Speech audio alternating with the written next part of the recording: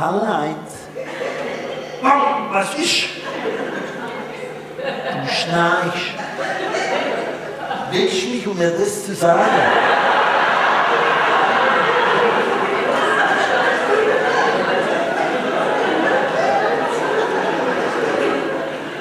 Gut, jetzt hast du gesagt, dann kann er weiter schlafen.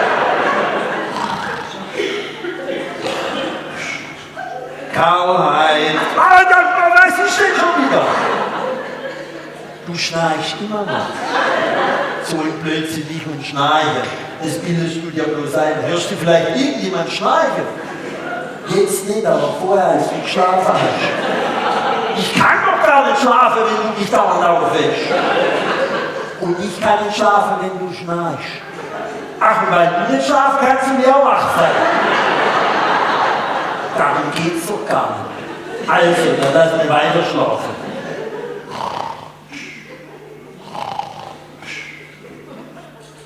Jetzt hilft nur noch das Kopfkissen. So, jetzt hat sich's ausgeschnallt. Ist das eine himmlische Ruhe. Und wenn er jetzt erstickt, ich nehme das Kopfkissen lieber wieder weg, dann soll er halt schnarchen. Karl-Heinz? Karl-Heinz! Was ist denn? Ich hab Angst, wenn du im Schlaf so ruhig bist.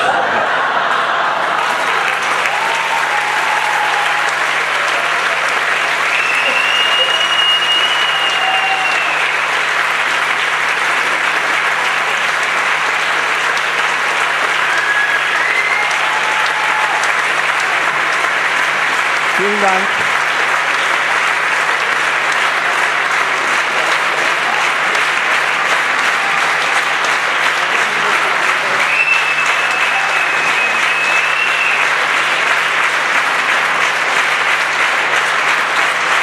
Dankeschön.